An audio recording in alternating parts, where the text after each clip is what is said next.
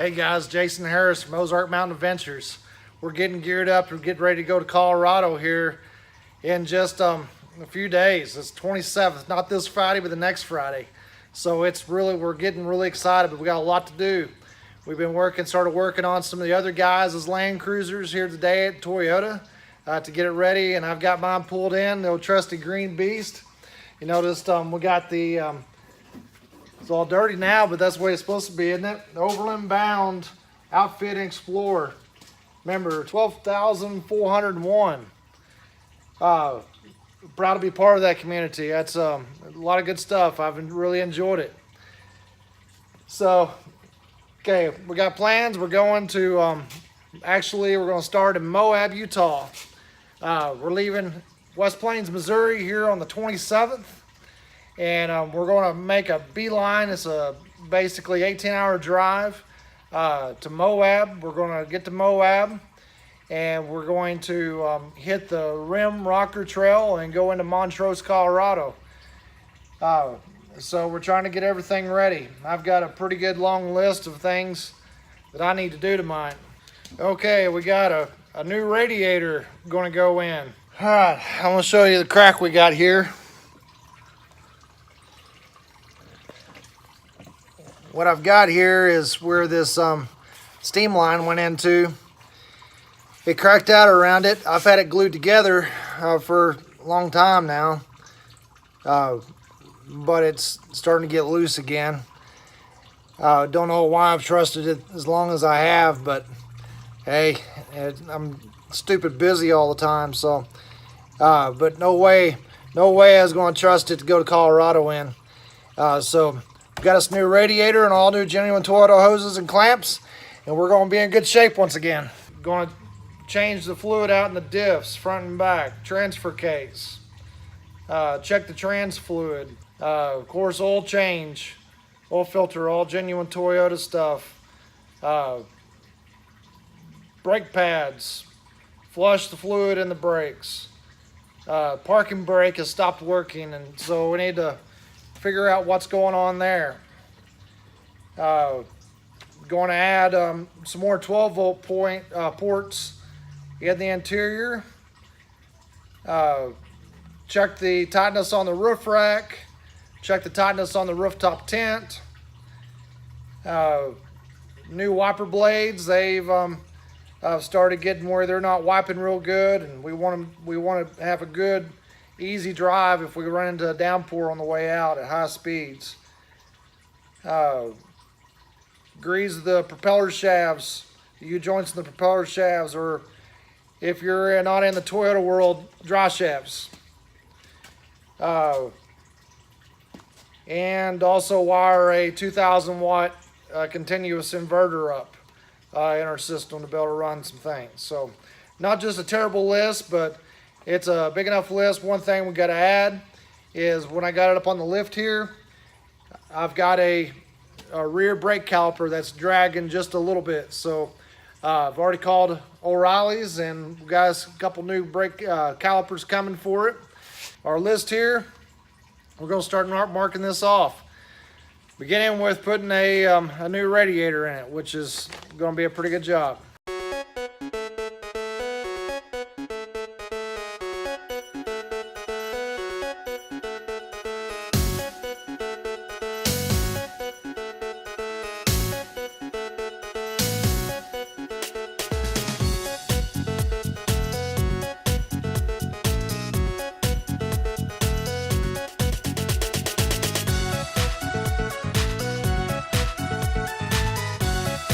Got the batteries pulled out now. We can start unhooking the radiator hoses, and they get the fan shroud off and get the radiator out of there.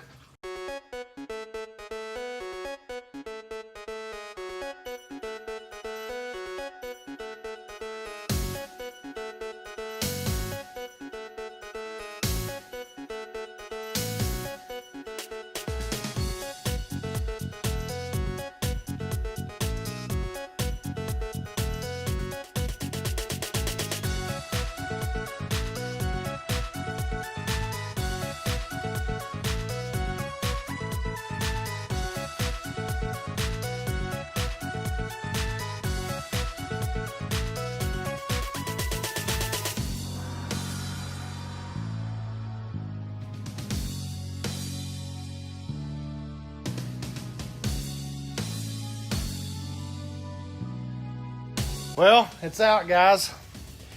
I tell you what, this is a repair here that I would not want to do out in the bush at all. I know some guys, they really they question Michael whenever he took his 80 series to town to change that radiator out when he blew the top off of it. But I tell you what, this is not an easy radiator to change out at all. It is an absolute bear. I am a certified Toyota mechanic with a lift.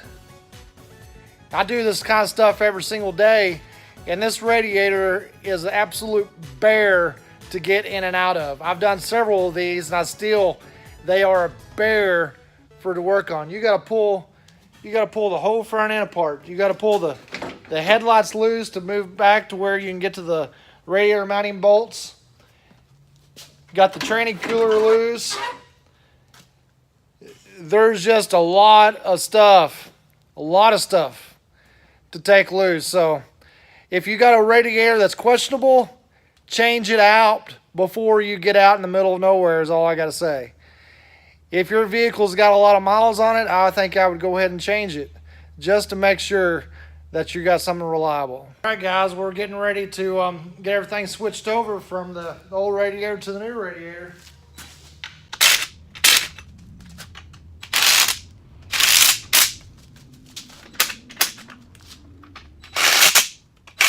Don't be just satisfied with the old ugga. That's good enough tightness game. Use the factory repair manual that Mr. Toyota gave you and a good torque wrench.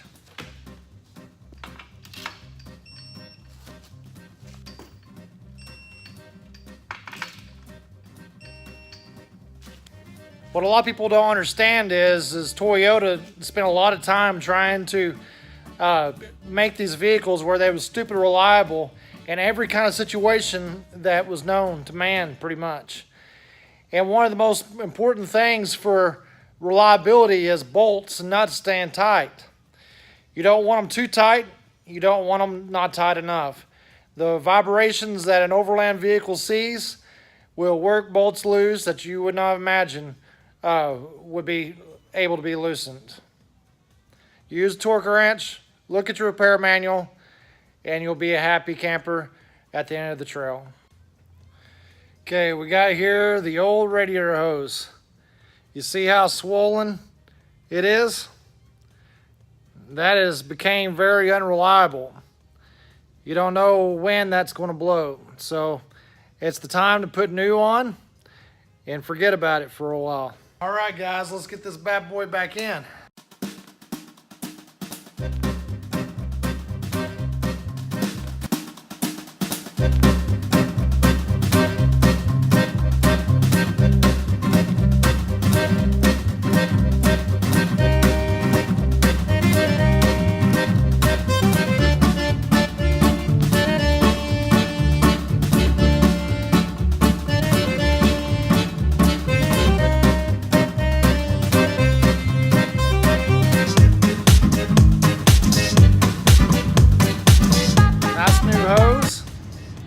Two new hose clamps will be in good shape. The other two lower radiator hoses are also replaced.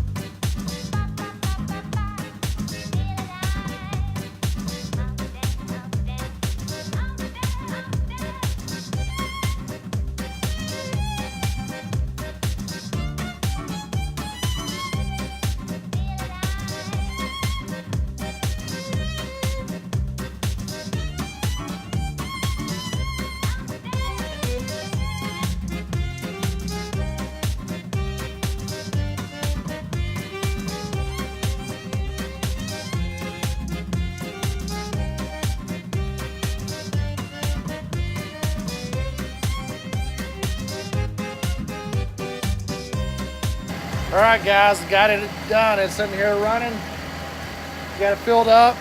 Just got to make sure that the fluid level's where it needs to be when it reaches temperature. 5 hours later. That's not a job you want to do in the dirt. It really isn't. But we have assurance now that we're going to not have problems out of the radiator and the radiator hoses. We got a new, all brand new, good stuff in it. So I am done for tonight. I'm not going to do anything else. It is like 10:30 or something like that. And so we'll get some rest. Remember to like and subscribe. And we'll do another update tomorrow as we get the 80 series ready to go on that big trip out west. See you guys.